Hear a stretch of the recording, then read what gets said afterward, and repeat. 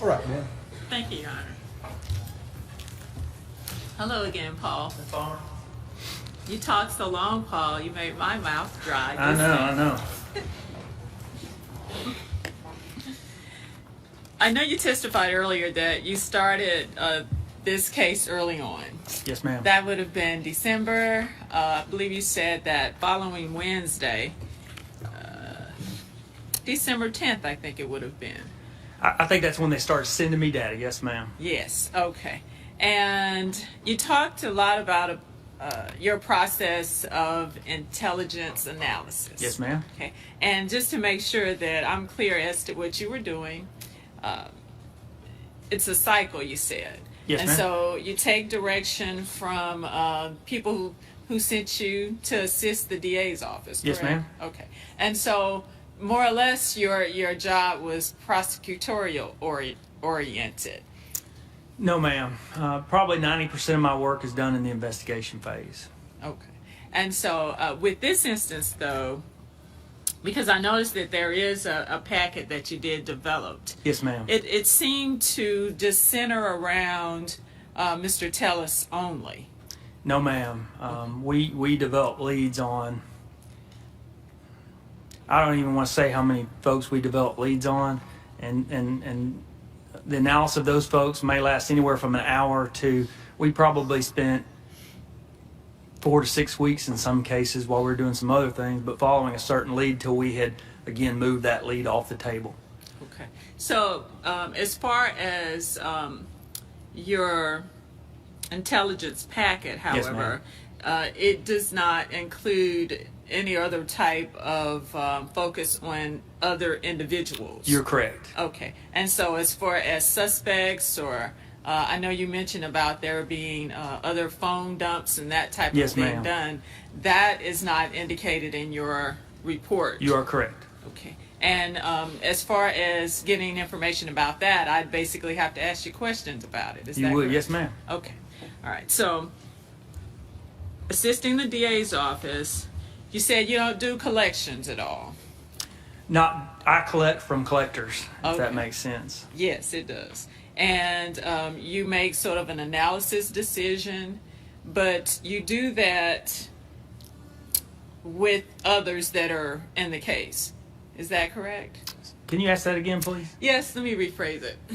I guess what I'm thinking is this. When you do the analysis portion, I think you said, Yes, ma'am. And then you come to dissemination. Yes. When you're in that part, you're talking to ATF agents, MBI agents, Panola County Sheriff's Department, FBI. I think that's it. And That's true. So when I disseminate that information out, they have ideas that I don't have because they're trained differently than I am. And so that information goes out. They may have some ideas. Hey, we need to interview this person based on what you sent me. So they will go out, interview that person, come back. They'll write a report, give the report to me and others, so that I can then add that to the analysis. Right. Okay. And so I think that may have been all 5 things there that you said. The analysis and dissemination was the Yes, last ma'am. thing, right? Okay. So in your efforts to do that, you started out with, I think you talked about there was sort of this wall that was done, a wall listing or something like that? Of the timeline?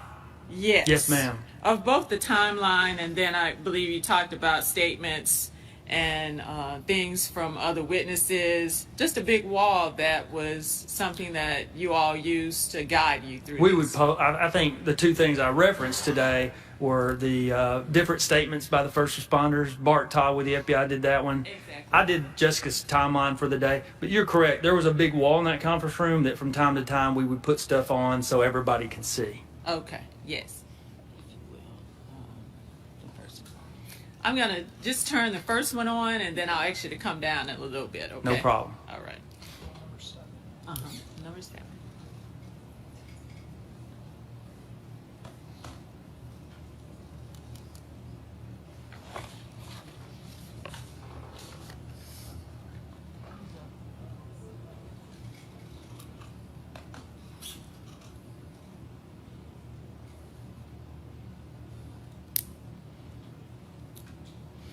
if I stand near computer equipment, it shuts down.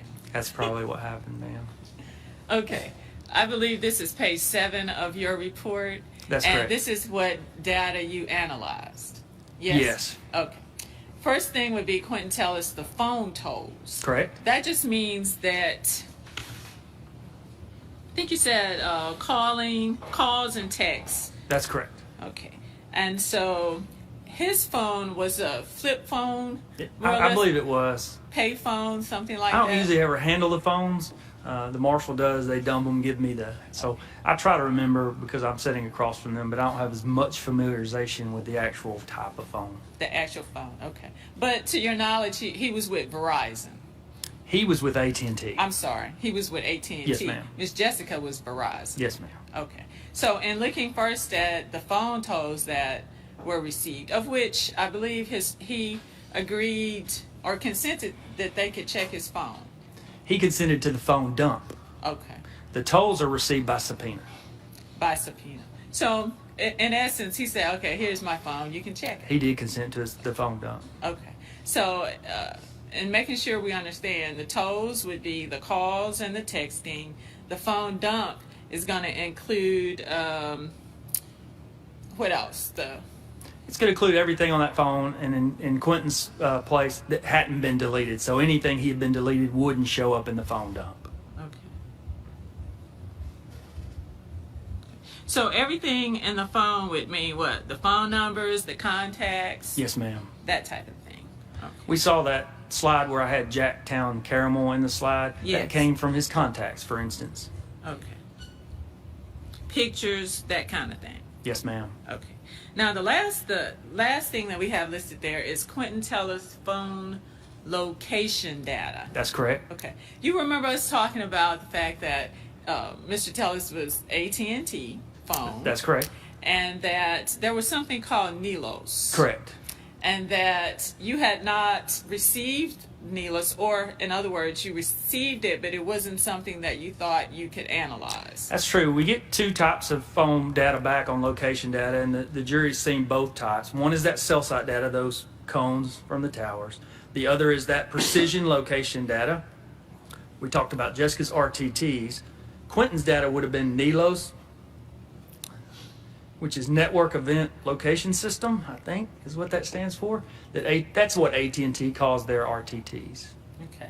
And so when we say that, or let me say it this way, the location data, which was Verizon NELOS, would have given more of an accurate location.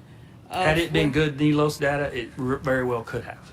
Okay. So you're saying that if it had been good NELOS data, Yes, ma'am. then you would have been able to determine his location better. Yes, ma'am. Okay. But so as far as phone location data, you did not have that. Let me explain what I got back on Quentin's phone if I could. Let's talk about his RTTs or NELOS data. When I got his back and plotted it, unlike Jessica, where you had a lot of those dots, you remember those green, yellow, blue dots. I don't know how many were on that initial slide, probably well over 100. When we got Quentin's, there were just a few, okay? Very few during that time period. And by few, I mean maybe 10 or less. You can't find a pattern with 10 or less dots is the main problem. The other thing that I saw with Quentin's data is that I would find a dot in a certain area, and then a minute later, there's a dot 2 miles away. And so there was one dot that really helped our case, Miss Palmer, but there was another dot a minute later that was a long way off, 2 miles. Well, somebody can't travel 2 miles in 1 minute. So to me, it would have been disingenuous to just show you that one dot that was closer to the area where we thought he was and not show you the dot. So we just didn't use the data. Again, I couldn't find a pattern, and the data was clearly inaccurate because it would show a dot at the same time 2 miles apart. But really, none of it either helped either side because it was so limited. And the main reason I think for that is that lack of that shallow tower to triangulate that data. If you remember the slide with both sets of data, hers was a little better because the algorithm that they use to calculate that data gets better the more towers you have and the more data you have. And so without him having that Shiloh tower, his NILOS or RTT type data was not useful for anyone. Okay, so Sorry, that was a long answer, but yes, I had to explain why we did not use the same data for Quentin that we used for Jessica. It just wasn't useful. Yes, and therefore it wasn't available to you to be able to determine his location better. That's correct. I couldn't do any analysis on that NILOS data. Okay, so basically, in dealing with his phone, what you had was his phone calls and Yes, ma'am. his text messages. Is that correct? We had his text messages. On the tolls, we had who he was calling and texting. On the phone dump, we had who he was the text message content from his phone that hadn't been deleted. Okay. And so, but basically the ones that are listed in here, would you agree that most of that came from Jessica's phone that you have in your Yes, ma'am. in your packet? We got a butter dump from her phone, and we were able to get the content from Verizon on her phone. Okay. I believe there was testimony, or I recall some discussion about the fact that AT&T doesn't keep their text messages. They don't store them. They are data. We definitely use both. There was just more limited data because he had deleted some content from his phone, and because we couldn't retrieve that. That slide where they saw those text messages between the 4 girls, that came from Quentin's phone dump because he did not delete the text messages he sent those 4 girls. Okay. And so I'm going to say your intelligence pack. I'll call it that. That's fine. In your pack, you have not listed the entire text messages or call from Mr. Tellis's phone for the week? That's correct. Okay. And basically, it's just sort of bits and pieces where you thought applicable. That applied to whatever data I was looking at. That's correct. Okay. So if the jury wanted to see possibly what his calls were for December 5th, the day before, or December 4th, or even that week, we would not be able to, or they would not be able to see that. They will. They are in evidence. They're in there. Okay. Yes, ma'am. All right. So, and moving from that on Quentin's phone, then let's look at Miss Jessica's. That's clear. We were able to get the phone tolls. Yes, ma'am. And SMS content means stores text. Yes, ma'am. It stands for short message service, but it's what we understand as text messages. Okay. And she did have phone location data. She had the same data that we got from Quentin. The precision location data, the RTTs, were more numerous. Again, I think it's because of that extra tower. I would almost say that with surety.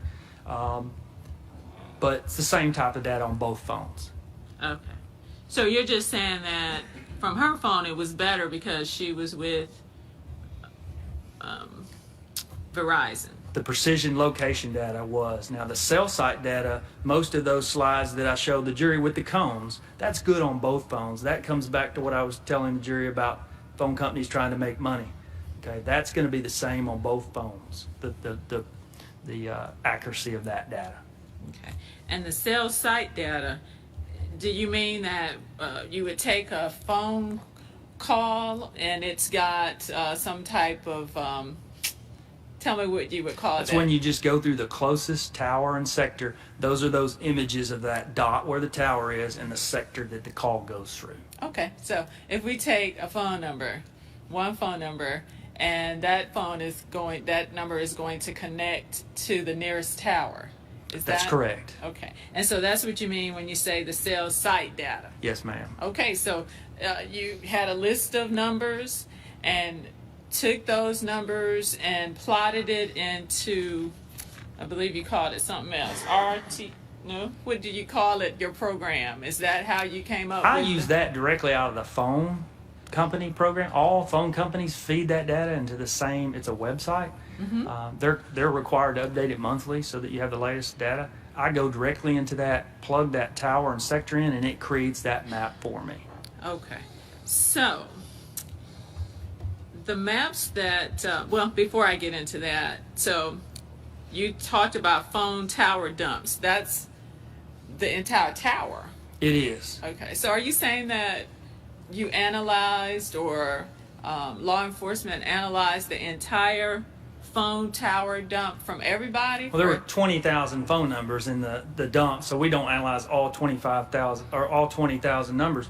But what we do is we put those into my software program, and we pull those dumps from 6:30 p.m., which is an hour and a half before the murder, till 9 p.m., so an hour after the murder. So we had 2.5 hours through those towers.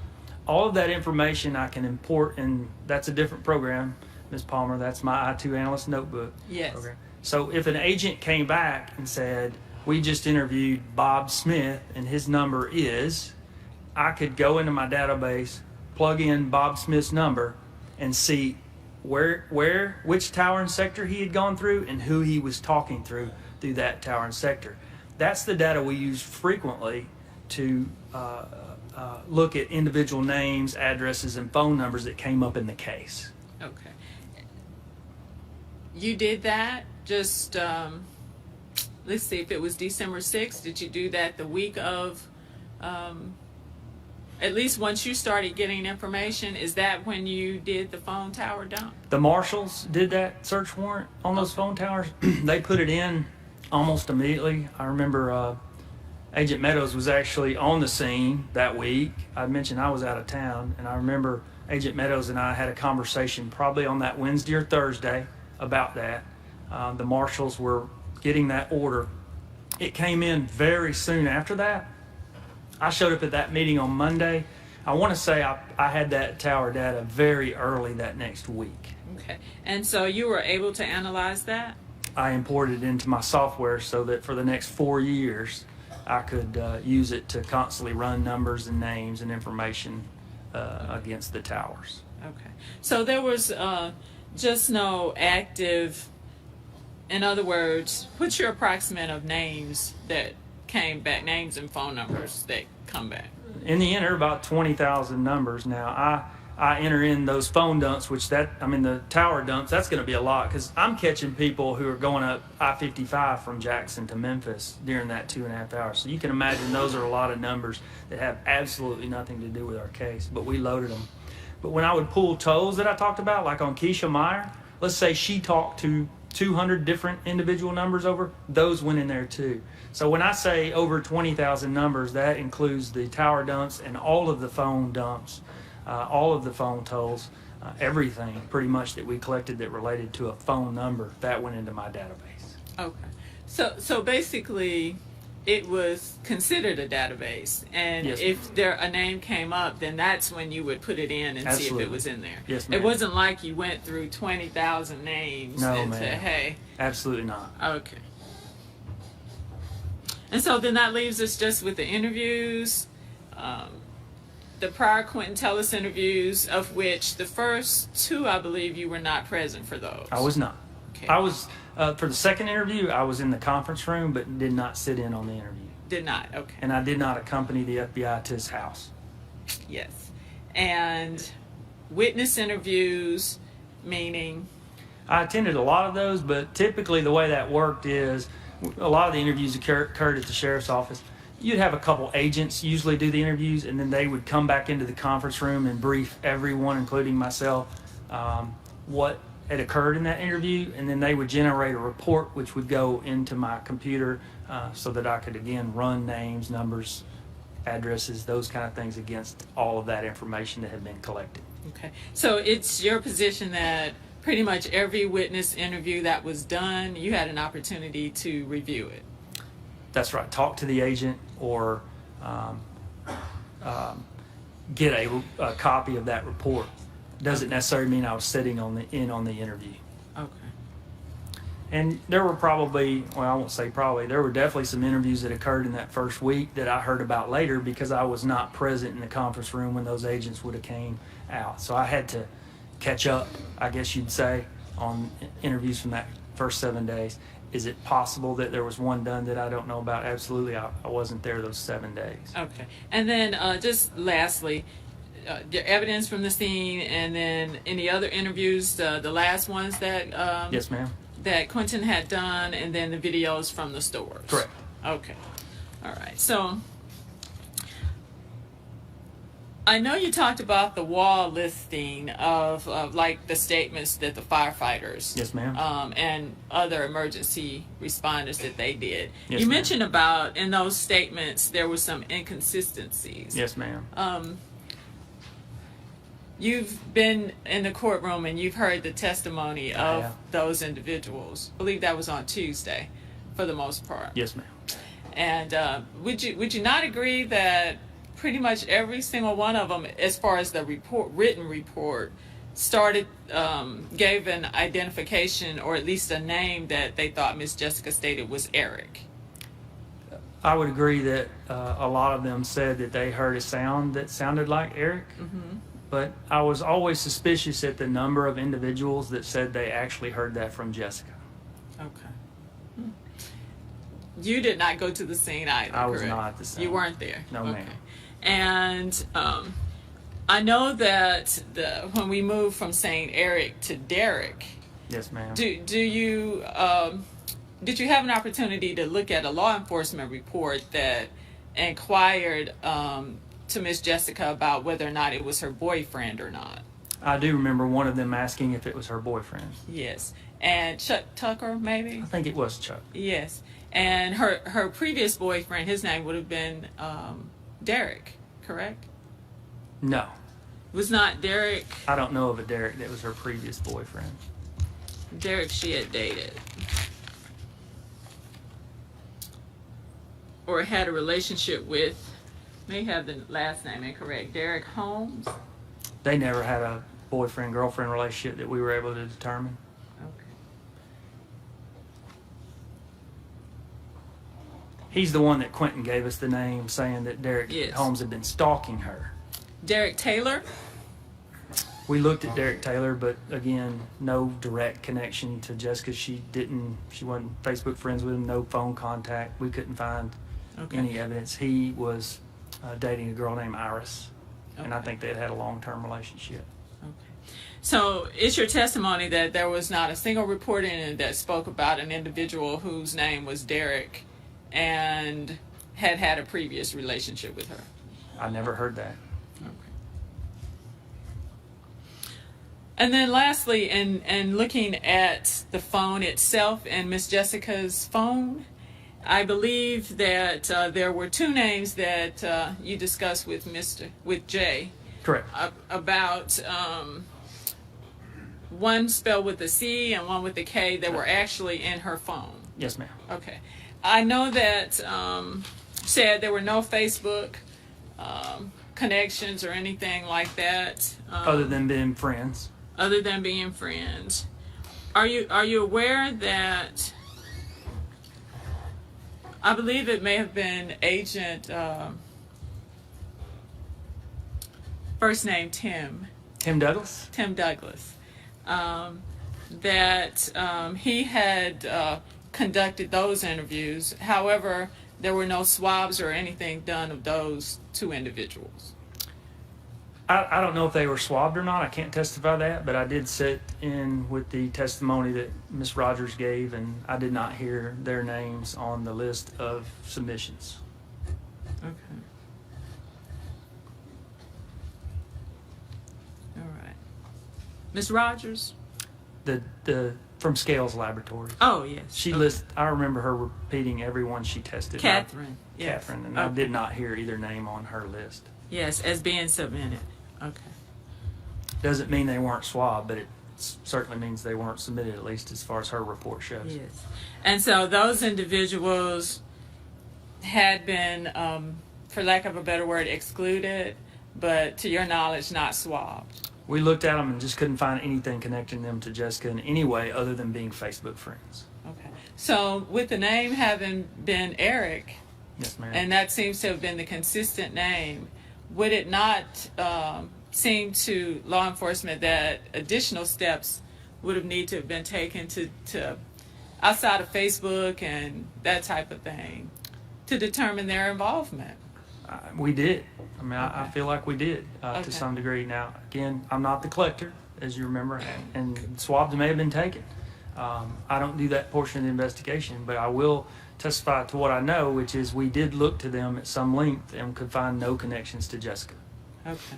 But as far as it, from what we know, they haven't been swabbed to your knowledge. Not to my knowledge, no, Okay. ma'am.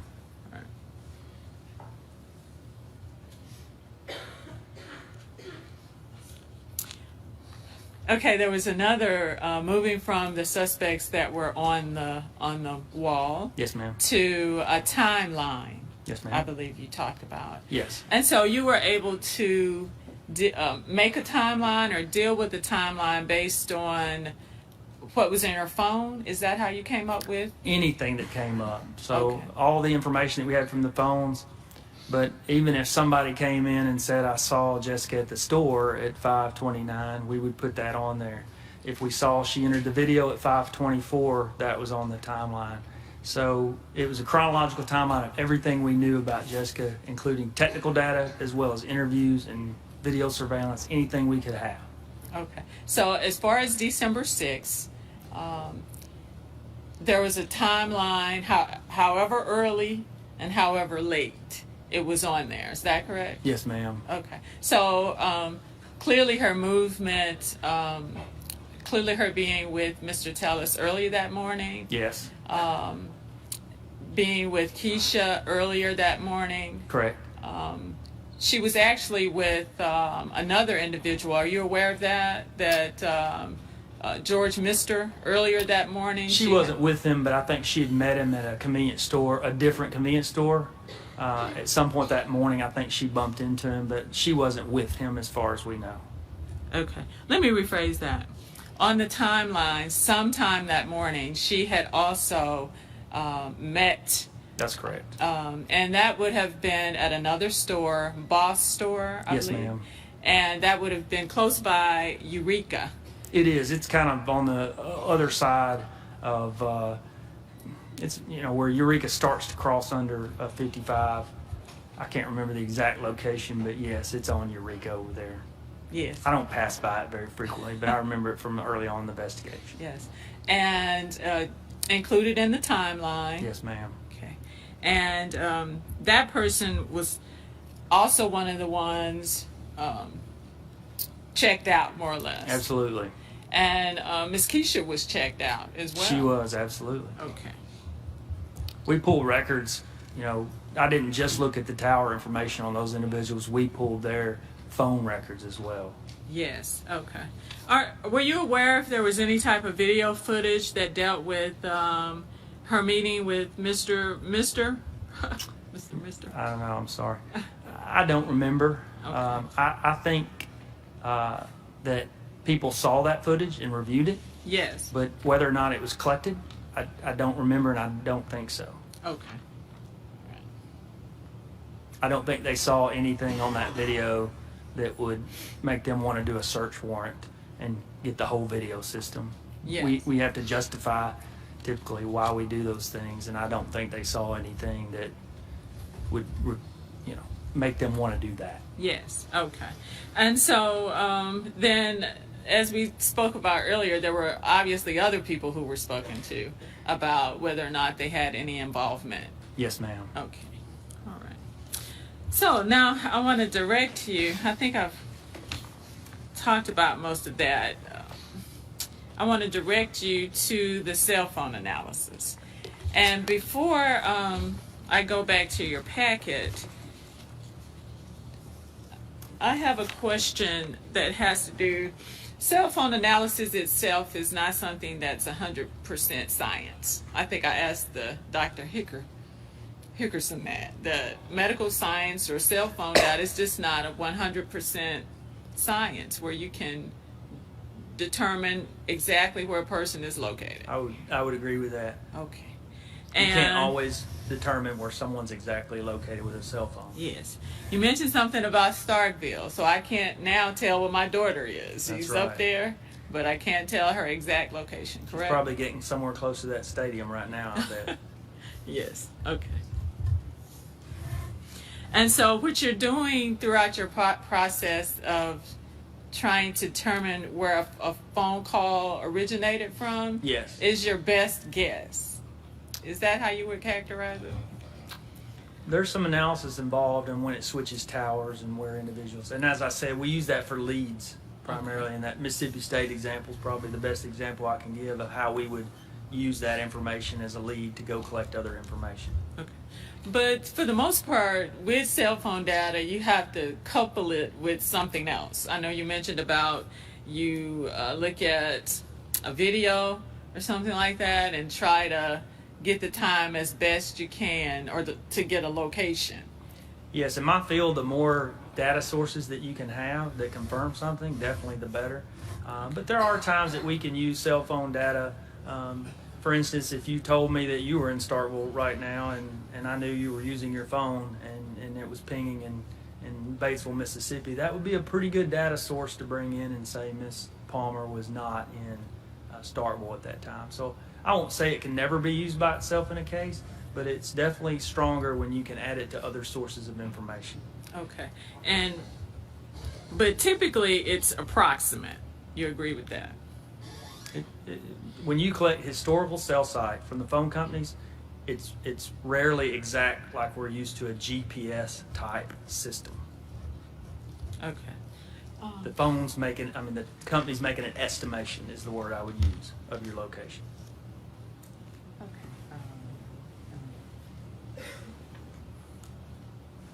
Okay. May Paul come down, Your Honor? May he leave this witness stand and come towards them?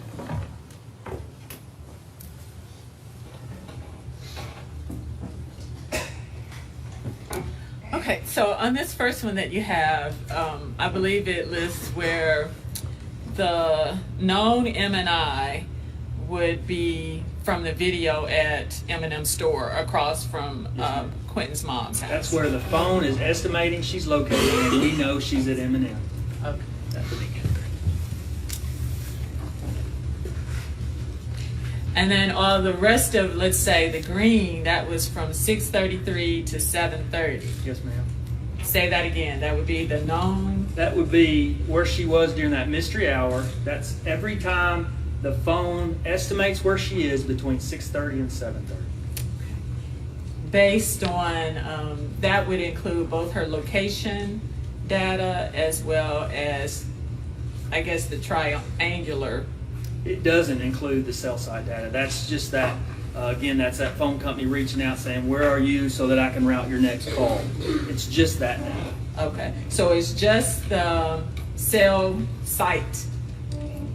Is that what we call it? I refer to it as precision location Okay. data, but in this case, it's RTTs, range to tower data. Okay. Range to tower data. And then 7:30 is where her phone would have been located from 7:30 to 8:04. Yes, ma'am. Okay. Now the next, you know what? I'm sorry. Go back to number one. Also, there was some additional ones that were over all the way to, would that be the west? That were between 6:30 and 7:30. No, Is that's that just the correct? green one. The green is 6:30 to 7:30. Okay. You covered all three data sources, ma'am. Okay. Time frames. Time frames. Yes, Okay. ma'am. So on the edge there, that does not. You see where it is all the way over to the east. To the east, like these. Yes. Now that's still the towers estimating where she is during that 6:30 to 7:30 time. Okay, so it's even further over. Those are what I would call outliers. Uh-huh. Again, it's kind of like I talked about shooting a target. You get some outliers, and if these three dots had all occurred at, let's say, 7 o'clock, all three were at 7 o'clock, I would have weighed those more. But what happens to these outliers, because they're outliers, this may be at 6:40, this one may be at 7, and this one may be at 7:15. So I know that there's no way that she was in that area at those times along I-55 at those exact same times. Okay, so I look at the individual times on these and to see if they're part of the pattern that we see. And in those cases, the outliers weren't. That's why on the next slide you see those outliers. Again, the target reference, those that the phone company's estimation is just way off. Those are what I removed on that next slide. Okay. So it was in your estimate that she wasn't those areas, so you removed that. Those were definitely outliers, yes, ma'am. Okay. And what would an outlier be? A drop call or something? It's just a phone company making a estimation that's so far off the pattern that you remove it from your analysis. I see. Okay. So it would be like a fluke or something like that? It connected with the tower improperly or something? Or I don't know what causes it, Ms. Palmer. I can't. I don't know. I mean, that's why I've got to have a lot of data. That's why we used hers and not Quentin's. Because the more data I have, you can see the patterns. And I think you can see pretty good patterns from the data that we had from Ms. Jessica. Yes, okay.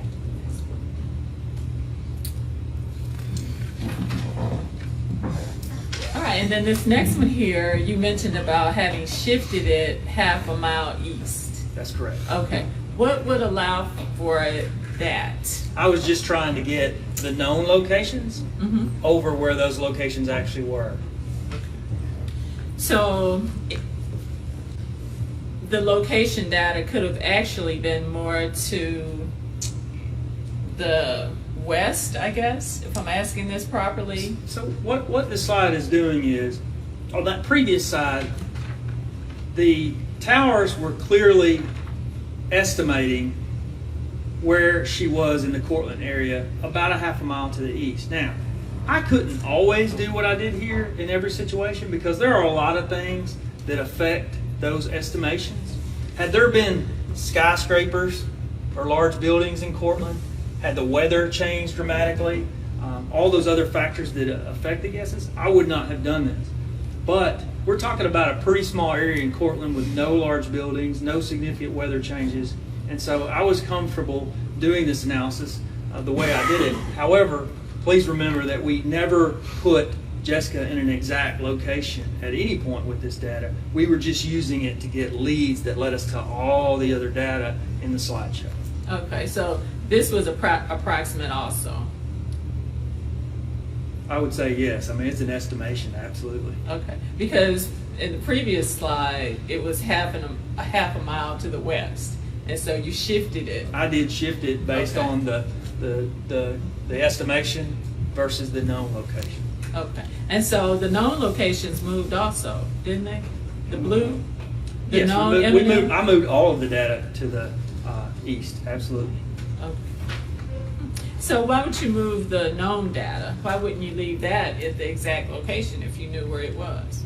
Because with the patterns we're estimating in the wrong location. So in order to move all of the data, I placed where we knew Jessica was with where the cell phone company thought she was. The known M&M would have been your times that you analyzed from different videos, correct? Exactly. Okay. So there would be no need to move the known variables. Does that make sense? No, ma'am. Okay. My question was, you shifted everything over. Absolutely. Okay. Despite the fact that I couldn't cherry pick which data I moved, Ms. Palmer. I had to move all of the data to get the analysis where I could look and try to figure out maybe where Jessica had been in that. I couldn't just move certain portions of the data. I had to move all of the data I collected the same distance. Okay, I got you. And again, just for leads, this is slide 2. This led us to the other 102 slides of information. Yes. Okay. Number 5. Okay. This is what a cell phone tower looks like, correct? Absolutely. Okay. And then on this, let me make sure I'm clear as to this. You said this is what you got off of the particular phone company, cell This phone is the company? cell site data, yes, ma'am. Okay. This is when you place a call, which tower and sector that call goes through. Okay. So the bottom would be which? That's going to be Cortland in the middle that you have in red? Yes, Cortland's in the red. This is the Pope Tower, what we call the Pope Tower. And then Okay. the 2 towers to the north are the 2 towers in Batesville. Okay. So 3 towers with 1 in Pope at the bottom and 2 in Batesville at the top. That's correct. And that's the only towers that Quentin went through on that day. Okay. There's no tower in Cortland, correct? There's not. Okay. And so, because there's no tower in Cortland, does that mean that there would be no coverage at some times? Or? Absolutely not. There's definitely coverage, and we confirmed that on numerous occasions on Quentin's phone that he was getting coverage while he was at home. Okay. So, have you provided at all in your packet just the range of where the tower would extend? For example, that's a Pope tower, correct? Yes. All right. And so, have you provided at all the range of where the service would extend from the tower below Cortland, past Cortland? That data is not available anywhere. Okay. You can't obtain that data, and that's because the phone company can never really tell you how far out. Well, that's why they only show you the data where there's 50% power. But again, if you're beyond that range, it doesn't mean that you have no coverage. It could mean that the coverage is not as good if you're beyond that cone. It certainly would, but it doesn't mean no coverage. So poor coverage doesn't equal no coverage. Okay. So the way I look at this, and you correct me if I'm wrong, this Pope Tower, correct? Yes, ma'am. On AT&T, where it has service. Yeah. Okay. This is AT&T. Yes, ma'am. Okay. Yes. Yes. AT&T. Sorry. And because the top two is Verizon. No, And this is all AT&T. I have another slide where I compare the Verizon to the AT&T, but this is Quentin's towers, which Okay. would have been AT&T. all of this is AT&T. Yes, ma'am. Okay. All right. And so, as far as it appears to me that the last tower at the bottom doesn't Pope Tower? extend as far to Cortland. Would you agree Yes, with but that? again, this is the this is the cone of 50% or greater power. So 50 to 100%. That's those 4 or 5 bars on your cell phone coverage. When you get beyond that, you're still going to have coverage, but it is degraded. So that's, again, your bar goes to 3 bars on your phone or 2 bars on your phone. So I'm not going to say you wouldn't drop calls in some of those areas from time to time. But again, we know early on he has a uninterrupted 7-minute conversation on his AT&T phone from his house that morning. Okay. Well, in just addressing how far it's going to extend. Yes, ma'am. It just appeared that on this particular AT&T map, it doesn't extend as far as Cortland, and that's why I inquired about it. What you're saying is that You get coverage well beyond that light blue area, well beyond the light blue all right, and that's just not provided in your report in any way. The phone companies do not provide it, ma'am. Okay. And the main reason they probably do that is because once you get outside that 50% power, there's a lot of things that are going to affect that coverage. Large buildings, the weather even affects your cell phone coverage. So I would guess that's why the cell phone companies aren't always going to tell you exactly where they can cover, because the weather's going to change, things are going to change. But again, you may get poorer service in those conditions. If you're in New York City and you're going behind skyscrapers, but poor coverage doesn't equal no coverage. I see. Okay. You said that just in concluding the coverage, there was another that I see it. Yes, ma'am. Number 17. 17.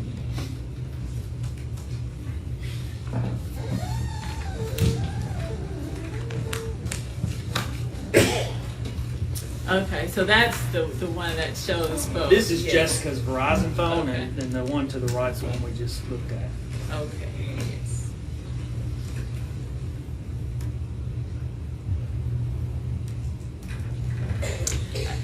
And so then on this one, just a little bit bigger, we can see the. Let's look at the AT&T as far as the coverage. Yes, ma'am. It's pretty much the same as on that Yeah. other slide. I mean, it is the Right. same. I think I copy and pasted the same one in that slide. It doesn't show that the coverage would extend to Heron Road. At least not the, I think you call it the best power. You're right. Outside of that cone would be less than 50% now. Yes, okay. Area of best power coverage. Okay. And it doesn't seem to extend that far over, does it? You're correct. Okay.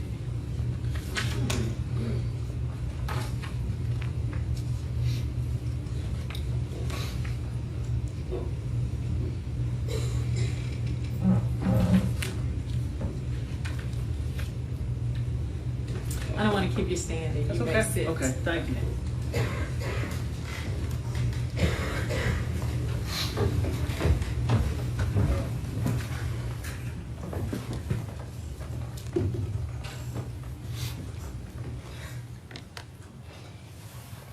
Okay, and looking at your analysis of Ms. Jessica's contact with Quentin, I believe you stated that Ms. Myers stated she never heard Jessica call him by any name. That's correct. Okay. That would seem improbable. Wouldn't you agree? I don't know. That's what she said. We never saw any indication in any of the data that we collected that Jessica called him by name. As I stated, you've got 796 pages of a dump. You've got all of her Yeah. content. You've got Keisha saying that. I've worked on this case. I don't even want to add up the number of hours for 4 years. I've never seen any indication of what Jessica called Quentin. It's just a fact. You agree though that Keisha had occasion to be in the presence of Quentin more than once. As far as we were able to determine, it was twice. Okay. Perhaps a third time where she just saw him outside the vehicle. But the only time we could see them together was on 2 occasions, or the only time we could find them that they were probably together, both through Keisha's statement and all of the phone data, was on Thursday and Saturday morning. Thursday evening and Saturday morning. Okay. But in your experience as an analyst, surely, I mean, you've heard testimony that she rode around that morning, clearly that Saturday, and I believe her testimony also several days before that. Yes, ma'am. That she had rode around smoking weed, and so surely she knew the name of the people she was in the car with. She obviously knew Jessica, but she said her and Jessica talked the whole way, and he sat in the back quietly. And Okay. So you're not suggesting that she didn't know his name was Quentin? I don't have any evidence that she did know what his name was, is all I'm saying. I don't know either way, Miss Dora. I just know that I don't have any information that suggests Keisha knew what she called him. Because Keisha didn't have Quentin in her phone. You know, had I seen her in Quentin's phone, then I would agree with you. But they weren't Facebook friends. They weren't in each other's phone. So Yeah. I have no information and didn't collect any in 4 years that would have indicated that. You heard her on the witness stand since you've been here say I did. that. I was in the courtroom. Yes, and she said that she knew him as Quentin, correct? No, ma'am. She did not. She was asked how she was introduced, and she said it was my friend. Okay.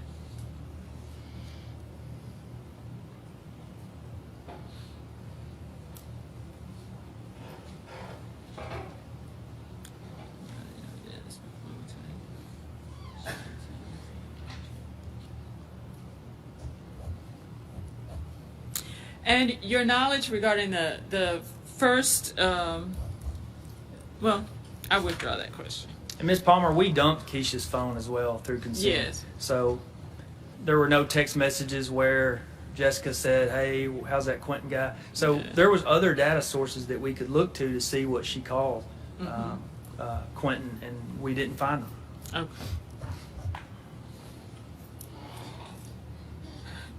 Now, I believe there were a series of text messages, 12. Get 12 for me. You may can just see it from. Can I you can see see. it? Yes, ma'am. I'll Okay, I figure thought it out. you could. Maybe if I have to read it, I might have to get off this thing. Okay, I'll read it for you. I think Okay. you can see it thus far. I know this one. You spoke a lot about there being Quentin wanting sex from Miss Jessica and asking for it several days. That's how I Okay. took those text messages. Okay. If you will, it starts out where he indeed makes a statement that I'm horny.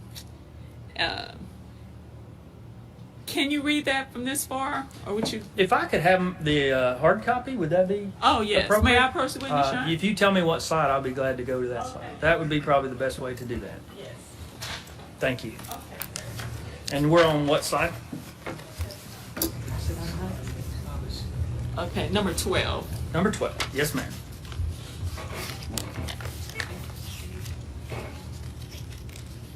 Okay, I'm there. Okay. Just read it for me. Go to about 1, 2, 3, 4, 5, 6, 7 lines. Read the first 7 lines. Okay. He says, I'm horny. She says, oh Lord. He says, what? She says, you're so crazy. He says, can I have some? She says, I'm tired, been working, gotta lay down. And he says, K. Okay, so K normally means what to you? She tells him, she can't do it. And he says, K. Okay. Meaning okay. I take that as okay. Gotcha. Okay. Yes, ma'am. All right, so now, then Jessica says what? You're wild. Okay, so would you agree she brings it back up rather than him? I wouldn't say she brings it back up. She's still responding. She's still responding to what he said. Because she says, you're so crazy, and then she says, you're wild. Well, if you say K, that would just indicate that he's okay with what she's told him. She's tired. Correct. Okay, so that conversation had ended, for the most part, at least. Let's see. If you notice, the times are still 12:37. I can't tell you for sure that she sent the exact order of those texts because all 3 of those text messages were at 12:37. They're in order, but I think we've all experienced times when we're texting back and forth. But I see what you're saying. These are definitely in order. So yes, the "you wild" text definitely came in after the "okay" text. I agree with you. You agree with that? Yes, okay. ma'am. So the K would just mean he agreed with her. Okay. He said All okay. right. I All agree right. with that. Yes. And so that would not be asking for sex again based on your Not- previous testimony. Not that portion. 12:38. He says, "Come lay with me." Okay. So he says that in response to her saying, "You wow." Perhaps. Yes? Perhaps. Okay, perhaps. That's I didn't another. take it that way, but I'm not going to argue with you about that. You could be right. Okay. And that's certainly another way that an analyst would look at it, correct? It could be possible. Okay. All right. And so then she goes on further. Miss Jessica goes on further to say, "You at home?" Correct. Laugh out loud. He That's didn't correct. say, "Are you at?" He didn't say, "I'm at home. Come to me." Right? She said, "Are you home?" Well, that was in response to him saying, "Come lay with me." She's saying, "You're at home." Okay. Next text, she says what? She says, "Your sister and your mom are there, LOL." Okay. And he answers, "I know." Okay. Continue. And then she responds, "LOL, they would freak out if they see me. Plus, I'm tired. LOL, good night." Okay. So, if we were to conclude from this second series of texts, if we looked at it the way I suggested, okay, then she was the first one to inquire about you at home, correct?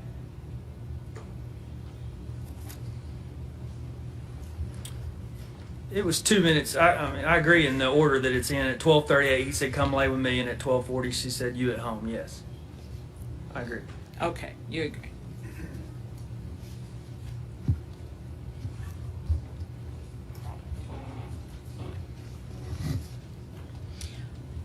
I was trying to establish that in this particular conversation, it was not just Mr. it was not just Quentin. Let's say if we're initiating any type of sexual contact of that nature. It's possible, based on your reading of these texts, that Miss Jessica could have initiated as well. Well, I know that it was initiated on that 12:30 a.m. text. That was the initial text interchange between them. Yes. The entire interchange was initiated by Quentin with that "I'm horny" statement. Yes. With the consolation that if she was tired, he was okay with that. He did say okay, yes. Yes. Okay.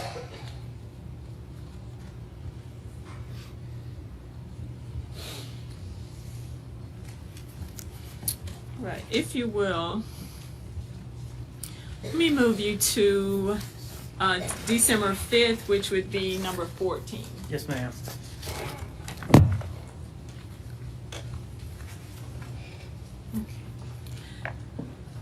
Now, at this point in your analysis of texts and phone calls, it would seem that Miss Jessica and Quentin were friends. She definitely, she was definitely in contact with him frequently by both phone and text messages the end of that week. Okay. I don't know what I would call that relationship. On a number of occasions, she would ask him for money. That there's no doubt about that, and we saw that interchange toward the end of the week. I don't know how I would establish that relationship or what I would say about it. They were definitely in frequent contact toward the end of the that week, for sure, both texts and calls. I agree with you. Okay. So you don't want to say that they were friends? They'd only known each other for, at this point, 6 days. Yeah. Well, It's possible that they considered themselves friends at that point. Absolutely. it's possible, certainly, correct? Absolutely. And she introduced him to Keisha as her friend, so that's a piece of evidence that would say that's the way Jessica felt 6 days in. yes. I agree.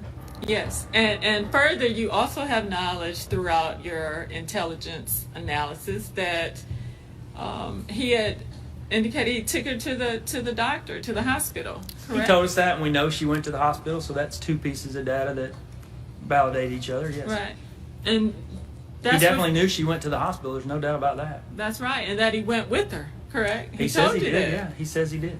He wouldn't have knowledge of that if he had not It's done possible, but I think he went to the hospital with her, if that's what you're asking. Yes. If you're asking what I think he went to the hospital with her, but I don't have any evidence to show that he actually went. that. Okay, but you do confirm. Well, let me say it this way: you confirm that she did go. She did go to the hospital. There was a text interchange between her and her mother about that visit. Okay, and what day was that? That would have been the night of the 2nd, which would be Tuesday night, I believe.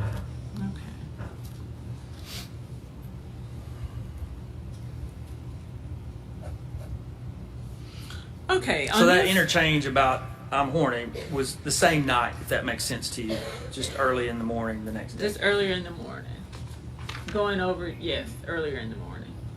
Okay. All right. On this one, I just wanted to inquire that you've already agreed that there have been several times when she asked, hey, can I get some money from you to get food? At least twice, Friday and Saturday. At least twice. Yes, ma'am. And I think it was only twice, if I remember right, but it would have been Friday and Saturday. okay. Now let me take you to,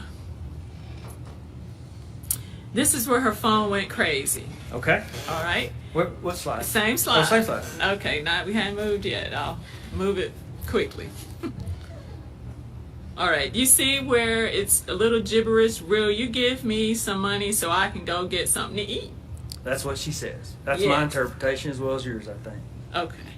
And so his response at that point was what? He said, "Can I eat you?" Okay. So kind of a funny in a way. Do you agree with that?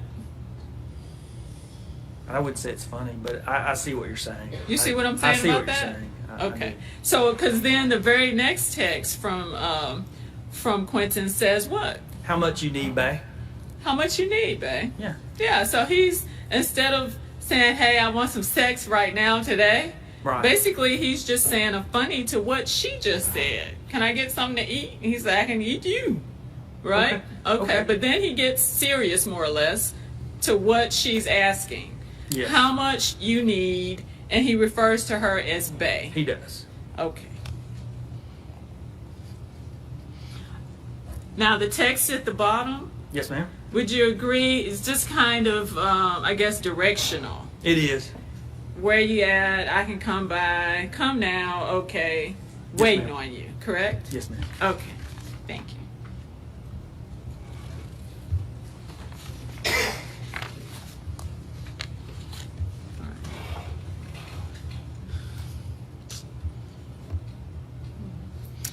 Okay, I'm going to just refer to the 5th and not go into the video. That's for the next day. But That's fine. do you recall that on the 5th, there was some, I believe that Quentin had gotten confused about the date that he had given money, I think. And this would have been that day. It's possible he was confused. It was also possibly that he was trying to make us think that what happened on Friday happened on Saturday. Okay. Either one is possible, Miss. Either Palmer. one is possible. Either one is possible. Okay. But as far as you're being able to verify that The event did happen. Just The on a event different did day. happen. Absolutely. I believe it did. We can't see him give her the money, but I believe that's what occurred. And they had that text interchange just before. So the event absolutely happened. I believe it did. Yes, ma'am. Okay. And with regard to... Okay. I withdraw that.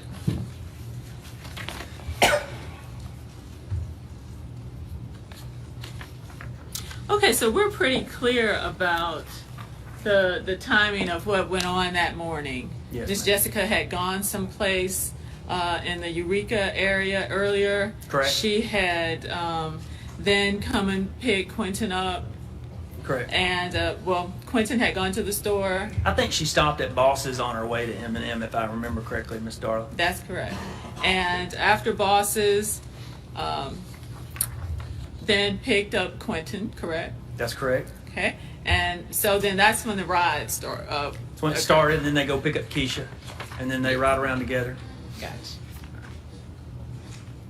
So the morning is not of issue. And specifically, as far as the clothing, he just merely got up and walked across the street and got something to eat. Correct.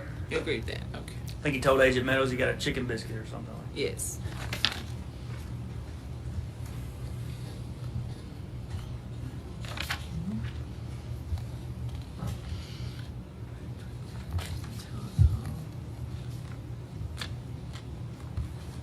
Okay, 22.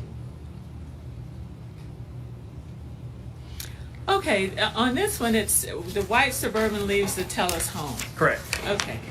On this, would you agree that there have been, ironically, several vehicles that have become an issue in this case? And they're all white, and they all look the same. I agree with you. Yes. So, Ragan, his sister, has a white-looking Suburban. It's a Tahoe, I believe. Tahoe, yes. And his mother has a white Suburban. Correct. And then Big Mike has a white Denali. That's correct. Okay.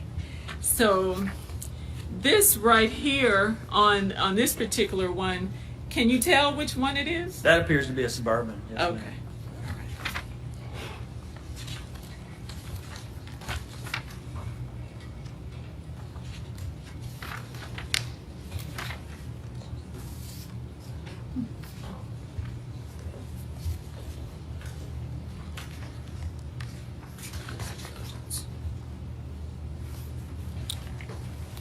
Okay, 27. Okay. And as we go to 27, 26.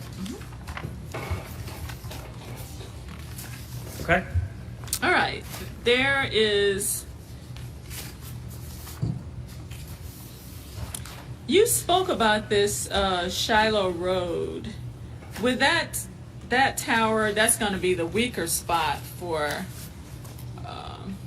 it doesn't have any tower coverage on this particular one, but I just recall you saying the cell tower coverage may not be in its best or strongest spot. The further you get away from the tower. Yes, okay. So now they're in the Shiloh Road area. They're making those blocks in this time frame from 10:15 to 10:47. Right. And so I noticed that you said crime scene. Really, at that point, it wasn't a crime scene. Correct. Okay.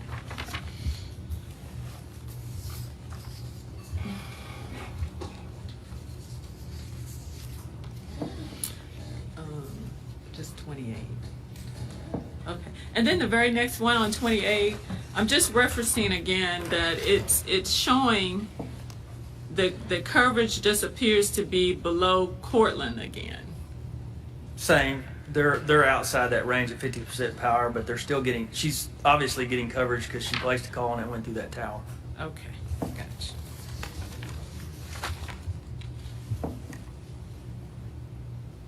It wouldn't go through the tower if it didn't have coverage. Yes. Okay.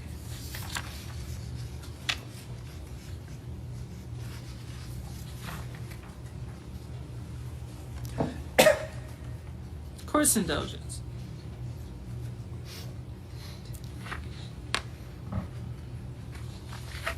I've got some, Preston. Thank you, sir.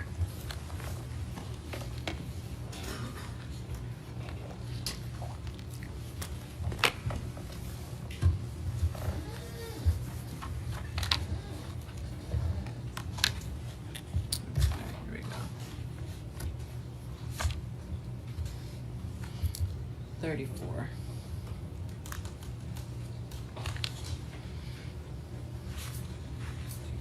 Okay, so at this point, this is just the video, more or less, but I just had an indication on my notes that at 10:49 or so, Yes, ma'am. I'm sorry, 34, do you get it? Yes, ma'am. Okay, yes. That Miss Jessica dropped Quentin off, is that correct? Correct. Okay. So at least we're at 10:49, we're early morning. Okay. Okay.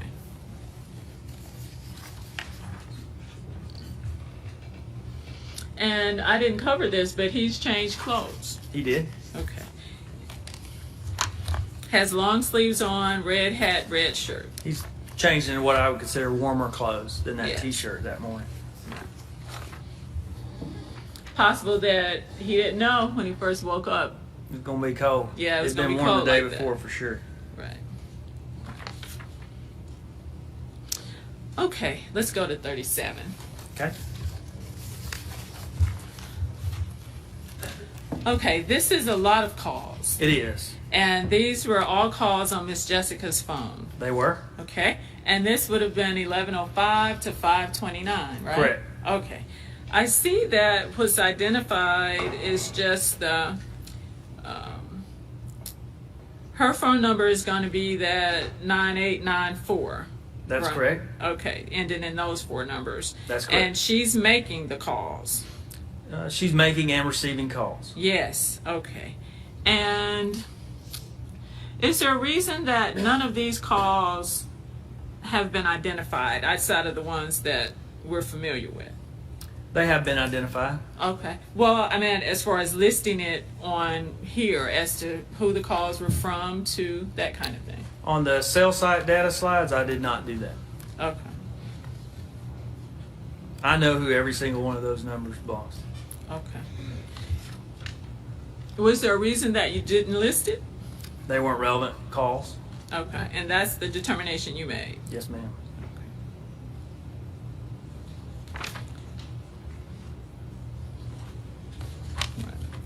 Now, there was a period of time that Miss Jessica was asleep, I believe, Yes, ma'am. from a testimony from Got a her couple mom. pieces of evidence regarding that. Yes.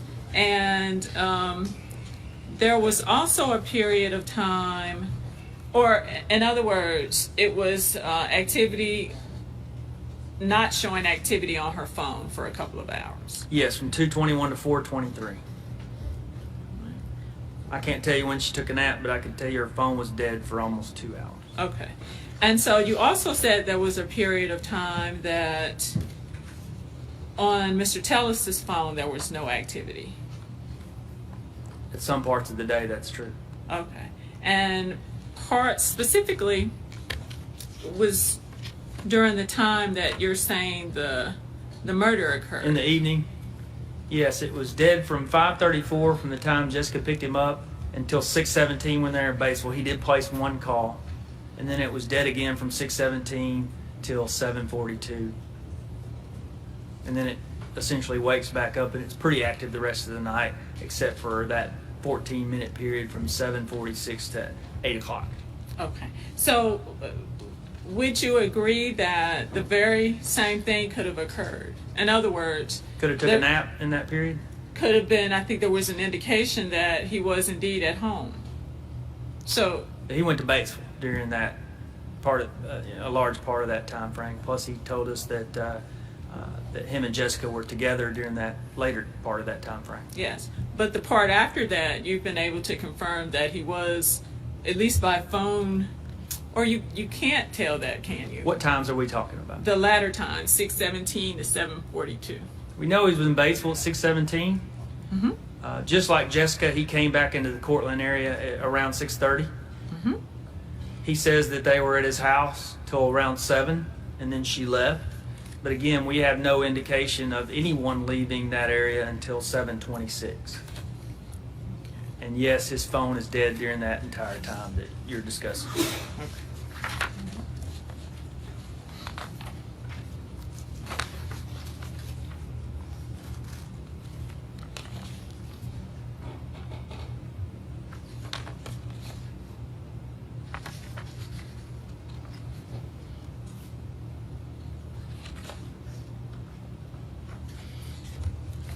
Okay, let me direct your attention to just the clothing changes, if Okay. I can. Are you on that last slide where I have all those together? Or it's not the last, it's second to the last? Yes, I'm trying to go to it. Okay. It's number 101. Yes, ma'am. Okay. Is this okay?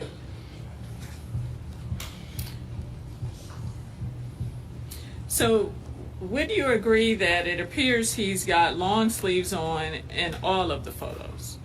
Except the first one. Except the first one? Yes, ma'am. Okay. You And- can't hardly see it in that picture, but we know from other pictures those were short sleeves. Okay. You can kind of see his elbows in that one. Okay. He has a hat on? In the first one, he has what I would call a do-rag. Okay. He has something covering his head. Absolutely. Tellis. I'm sorry. Okay. And so that would be in the last four photographs there. He does. In fact, in all 5 of those photographs, he Yeah. has something on his head. Correct. The first one, do-rag, and the rest would actually be sort of a hat in some way. A toboggan. Yeah. That's what I would call And- the 3, and then a hoodie on the last one. Okay.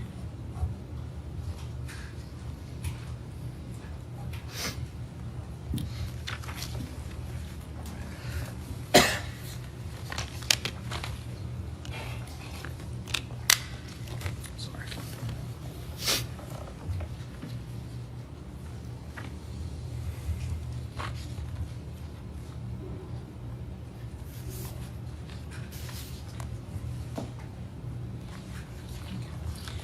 Now there were, if I can direct you to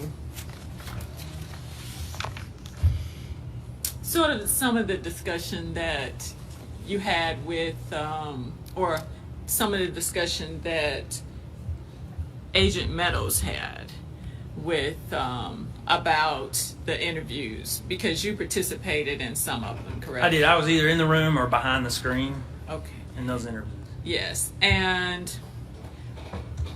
you are aware that each of the interviews that Quentin willingly spoke to law enforcement. He did. Okay. And willingly gave his phone to be checked. He did. Okay. And at any point, would you agree that he was trying to give as much information as possible once you started talking to him and giving him more details? On the phone portion, I mean, he did obviously deleted some stuff off his phone before he gave it to us. Did he talk to you about that? He talked to the FBI about that. Yes, and so And, you're not. and I was able to confirm it from his dump that information was gone. That's true, but you're not aware of what his explanation was for that, are you? I'm not. Okay. And that was not conveyed to you from the FBI, was it? No, ma'am. But the information that would have been deleted, basically, was what you found in Jessica's phone. Could have been other things. Okay. We have no idea what he deleted. It was unrecoverable. Okay. But we do know that whatever was in there with Jessica was deleted. Now, could he have had a conversation with someone else and been deleted? Absolutely, I wouldn't know. Okay. But as far as... You may.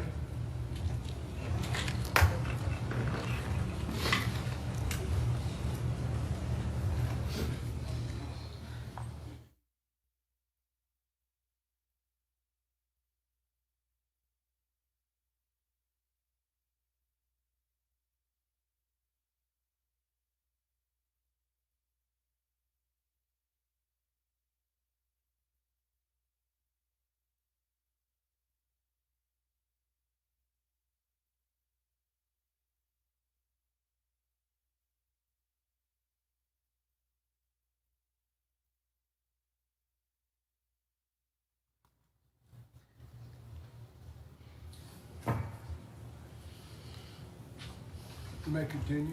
Thank you, Your Honor.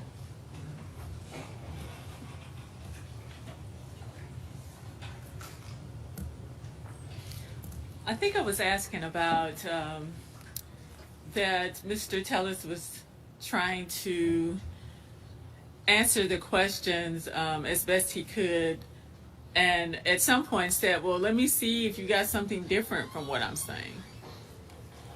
He was answering the questions, but I think there was a lot of intent to deceive there. Okay. What made you feel that there was an intent to deceive? Because he would give us information that he clearly remembered, such as what he got to eat or certain things.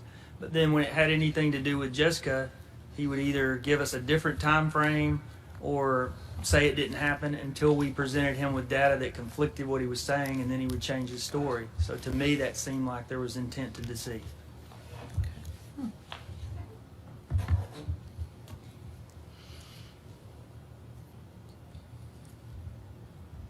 But I agree with you, he was answering our questions readily. I just won't agree that he was being honest with us every time he answered the question. But he was respectful and answered our questions. Yes.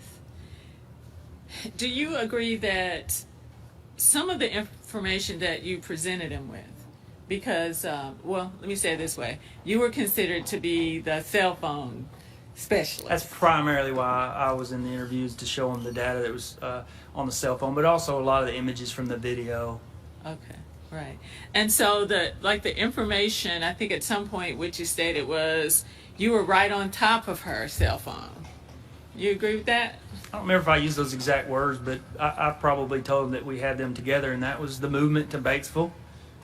If I said he was right on top, I would say that they were both in Batesville at the exact same time, and you know, my analysis, even at that time, when I didn't have all the information, was that they were together because they had talked about being together on the text messages, and both of their phones left the Cortland area about the same time. They're in Batesville at the same time. They come back at the same time. My analysis would be that they were together, and we found out in the end that they were.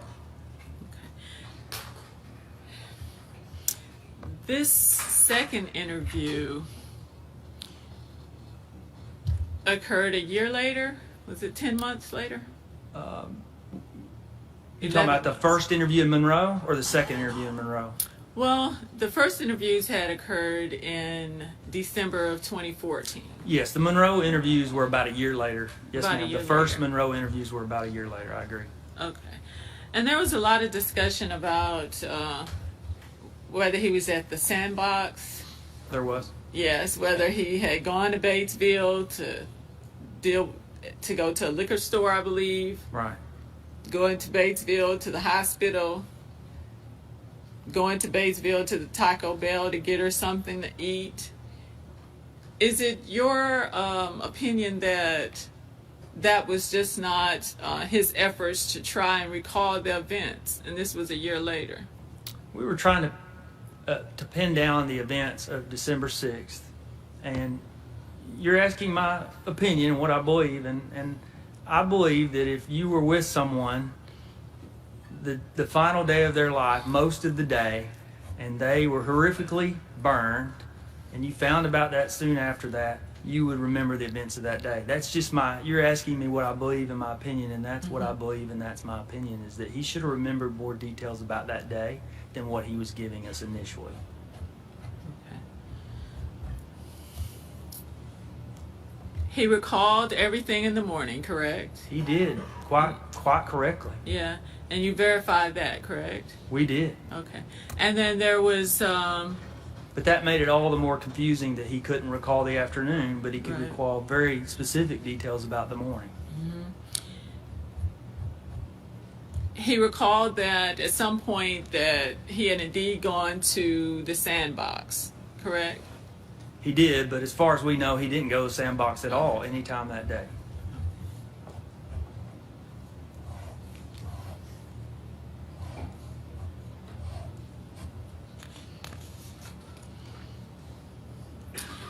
There's a point in one of the videos that you said that the vehicle pulled in. Talking about the And- 750 to 752 time Yes. frame? Yes, ma'am. And that a gas can was retrieved. I can't say that for sure. Okay. I can just say that there was a vehicle that pulled in next to the shed where the gas was kept. A car seemed to be sitting there for about a minute and then backed out and went back to the south. I can't say for sure what happened in that driveway. Right. You can't say what kind of vehicle it was. I can't. Okay. We can't even really see it on that particular video that's in there. You can see the headlights and the tail lights, which gives you some indication of the size of the vehicle, but I can't tell you for sure. It was too far off the camera. Okay. And tell me that time again. It was at 7:50 when it pulled in. I forget the amount of seconds, but it was 7:52 when it pulled out. I can go to the slides. And show you.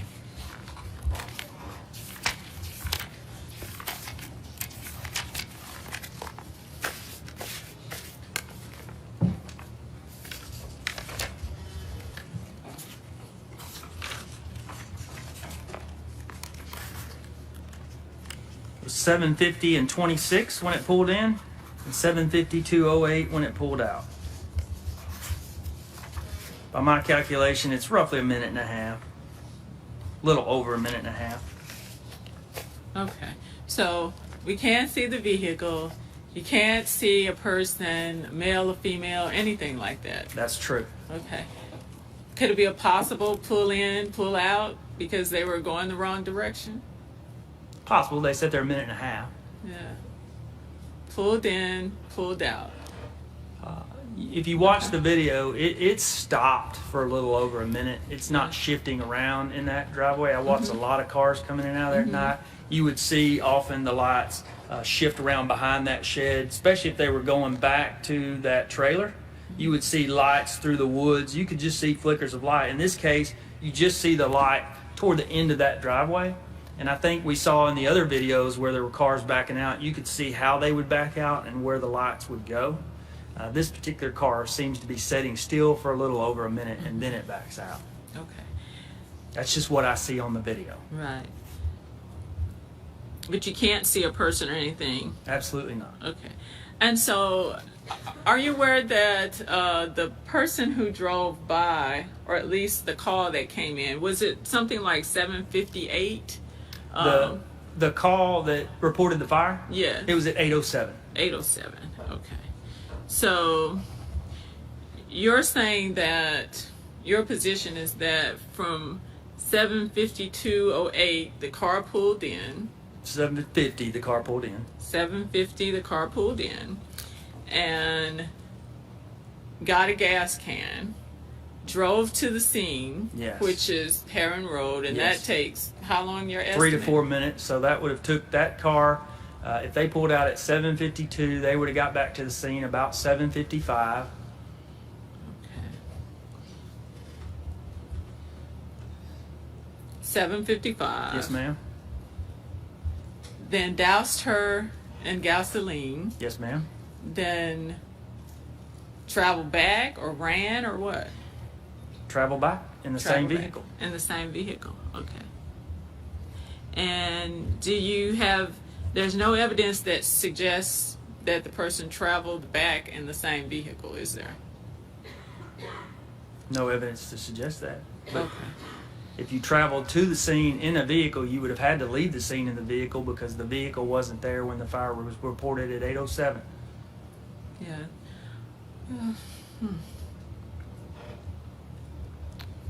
But then also the contention would be is that there was some type of sexual intercourse as well. I don't know. Okay. I can't make that. Well, I'm just trying to determine what, based on your analysis, what it is that you Are feel. you asking me what I think happened? Well, the scenario I'm giving you. The sexual intercourse, in my opinion, if it happened, it wouldn't have happened from 7:55 to 8. That's when Okay. she would have been placed on. That's when she would have been set on fire. Okay. Because we know that at 8:04 her phone goes off. I'm not a fire expert, but I would figure it would take 4 or 5 minutes for that fire to get hot enough to set that off. So that tells me she was probably put on fire around 7:58 to 8 o'clock, somewhere in there. So the sexual intercourse occurred prior to the 7:50? Is that what you're saying? Absolutely, I believe in this scenario that you're leading me to, that sexual intercourse would have occurred during that quiet time that we have from 6:48 to 7:26, Okay. or attempted sexual intercourse. I don't know that they ever had sex, but I believe it was attempted during that time frame. Absolutely. Okay. And the attempted, you based that on? You're asking me what I think happened, Ms. Palmer. I presented the evidence, but you're asking me what I think. I think Well, there your was opinion attempted. regarding intelligence based on what you Oh, yeah, I gathered. think there was attempted sexual intercourse between Quentin and Jessica in that area south of the home from 6:48 to 7:26. Their phones are dead. Nothing's going on. I believe that they're there. I believe he attempted it there. Seats leaned back. She's on the scene in her panties. Absolutely, I believe that's what occurred. I believe every piece of evidence points to that fact. Okay. You're aware that there is no indication of any blunt force trauma or anything of that nature? I believe that's what was testified to, but Okay. we don't have any information of how she may have been incapacitated, whether it would have been by choking or some other means. We don't know. Okay. But no evidence of that in the autopsy report. You have an opportunity to review I have. that? There's no evidence of any of that, but any of that's possible in my mind. Okay. So, again, just as an analyst, a person who at this point would consider her a friend or she considering him a friend, there would be no reason to do someone like that. And basically that's what he stated in that interview. He said, I would not do something like that to her. Did he Okay. not say that? He said that, yes. And was very upset about it when he said it. Appeared to be. Appeared to be? Appeared to be. Okay. So you didn't believe that he was upset? He may have been upset, but who knows why he was upset? I don't know. I mean, did he appear to be upset? He appeared to be upset. I will agree with you, and I think we've all seen that video. Okay. Now, just in talking about the gas can, Yes, ma'am. you're aware that how the gas can came up was that the agents asked him about That's the correct. motorbike, right? Ask him about the motorbike, yes. He had a motorbike, He did. and it requires gas. It does. Correct? So Yes, ma'am. they said to him, you got, where do you keep the gas for your motorbike? Right. Okay. Well, I don't know that that's what was said. I think they went to the shed and saw the gas. They did not ask him where the gas was for the motorcycle. They went to the shed, saw the gas, and asked him about the gas cannons, I believe what Agent Blunt testified to. Okay. So at least it wasn't something he brought up. They saw it in response to looking at the motorcycle. When they asked him, he said it was his. That's correct. He didn't deny it was his because he had a motorbike. Correct. Okay.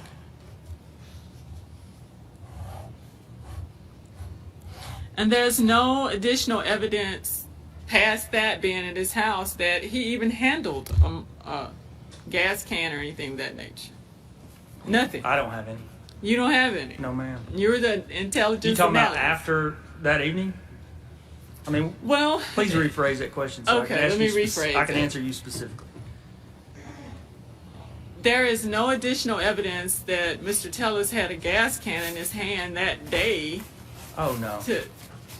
or gasoline in any way. We don't have any images of that, no. No images, no independent evidence to show that, correct? No, ma'am. You're correct.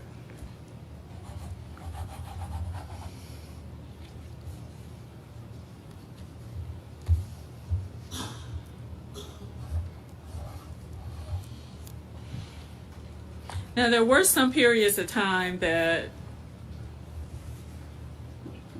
Mr. Tellis, that Quentin was not, I believe there was questioning about that there was some selling of some pills or something like that, and there was supposed to be a blackmail in the car. That's correct. Okay.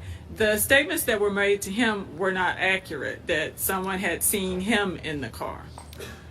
Someone had seen a black male in the car, and Okay. we knew at that point with the cell phone data that him and Jessica were traveling together. Mm-hmm. So you're right, we didn't have a picture that it was him, but Okay. they were traveling together, so all indications that it were him, so we told them it was him. I mean, we Okay. believed it was him, and we had evidence to suggest it was. Okay. And Ms. Palmer, if I could, I want to be very clear that I've presented 102 slides, and this is important to my field. I've presented 102 slides to the jury. That is a lot of the facts of the case, and I present that to you for your use. A lot of what you're asking me, Ms. Palmer, is what I believe, and that's different from the facts and the analysis I presented, and I just want to make that very clear and say, you know, what I believe is based on me also being a human being, and I've worked on this case for 4 years nonstop and put in thousands upon thousands of hours of the case. So I just want to make that very clear to the jury that what I presented in 102 slides is one thing. What I believe as a human being who's got a lot of time invested in this case is something else. And so when you ask me what I believe, that's just different than what I presented in my 102 slides. Is that fair? Well, no, actually, let me tell you why. Because throughout your intelligence packet, Yes, ma'am. and let me phrase it in the form of a question. Your packet does not include, for example, there's a listing of phone numbers that Jessica called all day. Yes, ma'am. Your packet does not include, you agree that your packet lists those numbers, but it does not indicate where those numbers, who she called or who she was with. It's true. But again, if I included every piece of information that was not relevant, we would have had 300 slides. Well, that's correct. However, this was something that you did include, were numbers that she called that day. But I included that information because I wanted to show the cell site locations while she was making those calls. Absolutely. Okay. We were trying to show in every instant, and those cell site locations, that was all day long for both phones. We didn't pick locations that helped us. I showed you every location on cell site of both Quentin and Jessica all day from midnight until the end of the day. So that's why that information's in there. It's not necessarily to show you who she's calling, but to show you what tower she's going through so that would help the jury decide where she is when she's making those calls. So it was relevant data in that respect. Who she was calling was irrelevant because we had moved those pieces to the other ends of the table, and if I'd included all that, we would be here for the next 5 days with 500 slides, and so that's why that information is not in there. Would you agree that as an intelligence analyst for the district attorney's office, your packet is geared towards prosecution of Absolutely. Quentin, Absolutely. him entirely? Absolutely. Correct? And so then you would also agree that there are other times that you did not list that Miss Jessica was someplace else. True. That morning, for example. And again, back to that puzzle, I'm just not including all those pieces on the outside of the table because, again, we would be here for a very long time. 4 years of investigation, Ms. Palmer. Okay. But just to not be argumentative, just in conclusion. I'm trying not to, too. I'm sorry. No, I don't want to do that. I just want to ask a question with, if we're trying to see the last day of her life, Yes. then would it not be relevant that the jury knew where she was all day long. We did show where she was all day long. Well, I don't think you indicated in here that there was. It took me asking you about the fact that she went to another store, the Boss store, correct? To meet someone else. But that information, the cell site information that I included includes that. Okay. I'm going to object. This is becoming ad nauseum back and forth. These questions have been asked him so many times. Yeah, this whole thing getting argumentative. I just wish you'd ask the questions and let the witness answer, please. Yes. Let's move on. Yes, sir, Your Honor. Thank you.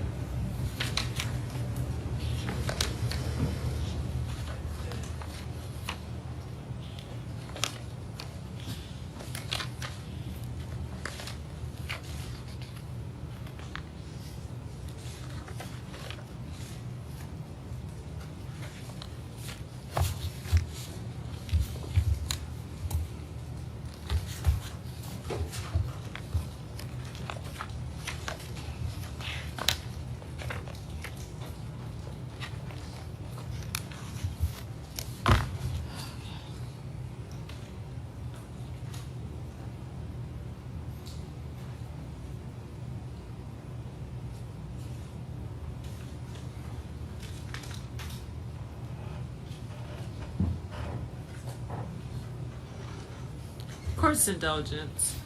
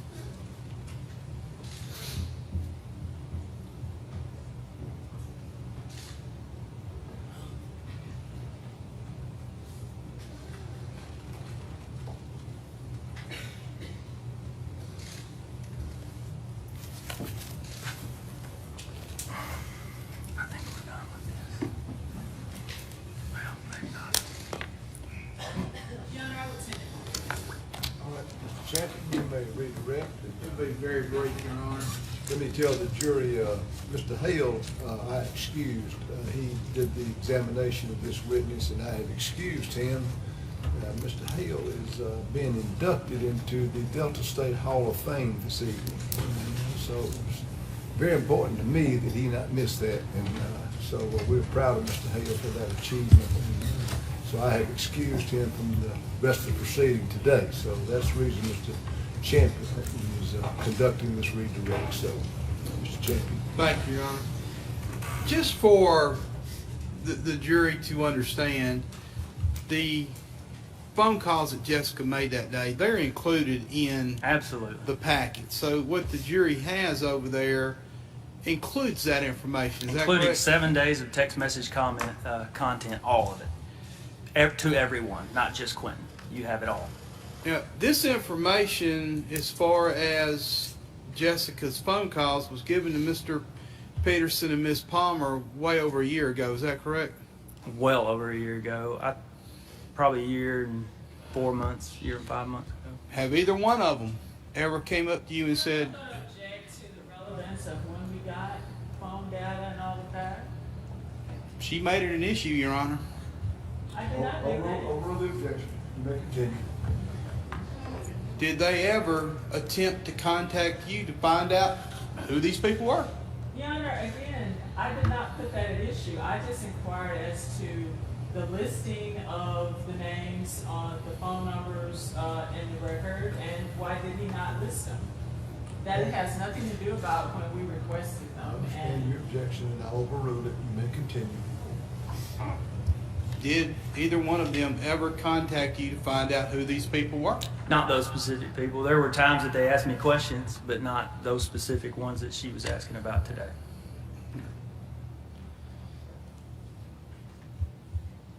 She asked you, Paul, your opinion. And let's expound on your opinion. Is your opinion as to the scenario that you gave the jury based on speculation? It's not based on speculation, absolutely not. It's based on 4 years of being in every in and out of this case. Is it based on the data? It is. Is it based on the initial stories that Quentin told and then completely changed and he lied? It is. Is it based on information that there was a gas can in the shed? It is. And that he knew its whereabouts. Was it based on the information that Jessica's bra, and that you heard the doctor testify that she basically cooked for 3 to 5 minutes? That would indicate to me that she most likely was unconscious. And that the bra piece that was found outside the car contained what? Gasoline. And what did Quentin tell us show the FBI was located in his shed? That gas can. And is your opinion that he incapacitated Jessica in some form just south of his house where the jury has walked? That is my belief, absolutely 100%, that that's what occurred. And is that based on fact? Because where did he tell the FBI they were? He said they were there. They weren't using their phones, and I just believe with all my heart, had she pulled out of there healthy and happy, she would have started blowing up Keisha again. And is it your belief or your opinion that once he incapacitated her, that he had to drive her somewhere? He did, and he had a vehicle that he had access to at that point, and that would have been Jessica's vehicle. And is your opinion based on him driving by where his relative Julia Chambers' house was being tended to by the fire department? He saw those emergency vehicles, I do believe. The times match up perfectly. Is your opinion based on the fact that the keys were found directly across from Sherry McMurray's driveway? I believe he was standing there the moment that she pulled into that driveway, and he discarded those keys because he didn't know who that was. Is your opinion based on the fact that when Sherry McMurray left, she picked up an unknown individual? She did, because he would have walked almost that exact distance in the time it took her to get those two kids' coats. Is your opinion based on the fact that this person in the car identified themselves? They did. They said they were related to Julie Chambers, which we confirmed that Quentin was. They said they knew about the fire. And is your opinion based on the location where they were dropped off? Yes, it was just south of that Otto Sanford subdivision where we knew that he would eventually borrow Ragan's Tahoe. And who admitted that they borrowed Ragan's Tahoe? Quentin did. And is your opinion based on that observing a vehicle coming from the direction of Ragan's house to the shed in front of his house? I believe with all my heart that slow-moving vehicle was Ragan's Tahoe.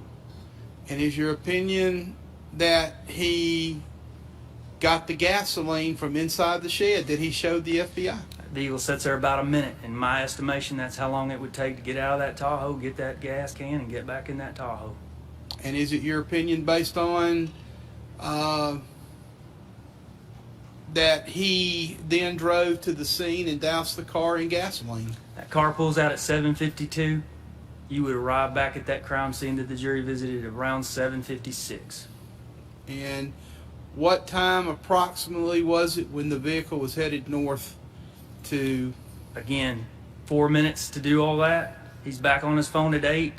Another 4 minutes, he's passing by M&M. And finally, Paul, you told the jury that this was like a puzzle. Yes, sir. And it took you basically 4 years to put this puzzle together. Yes, sir. Was there a picture at the conclusion of that puzzle? There was, and to me it was a clear picture of Quentin Tellis. Nothing further, Your Honor. This witness may be finally released. Sure. You're fine excused. Thank you, sir. Counsel, all right. State of Mississippi rest. All right. Counsel, approach, please.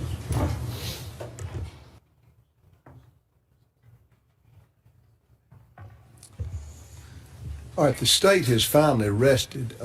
What that means at this stage in the trial is that the next will be the defense will put on their witnesses. In addition to that, I have some matters that I have to take up outside of your presence that are very important to this case, and they're going to take some time. I don't want to keep you back there in the witness room, and plus I've got to, once the defense is rested, I then have to decide on the law that I'm going to give you to assist you in your deliberations. And then the attorneys will be allowed to argue the case to you. The reason I'm telling you all that, that's going to take some time, and so I'm not going to try to push you into the night to do that. I'm going to go on and put you in recess for the evening now. I want to tell you that we're going to feed you breakfast like we've been doing, and we're going to provide an optional devotional service for you in the morning. If those of you that would like to attend, will certainly that'll be provided for you. Ms. Phelps has gotten a minister that's going to come to you out there and provide that for you. So those of you that want to worship in the morning, certainly you'll be afforded that opportunity. Testimony then, I'm going to try to resume it around 9 or 9:30 in the morning. And we will finish this case tomorrow. So you call your loved ones, and I hope I'm going to have you back in Tippah County by tomorrow evening. But we'll do the best we can with that. That's my plan. That, of course, is subject to change, as you can imagine. So, but that's my plan. So with that, I'm going to put you in charge of put the bailiffs in charge of you to be escorted back to your hotel. So thank you.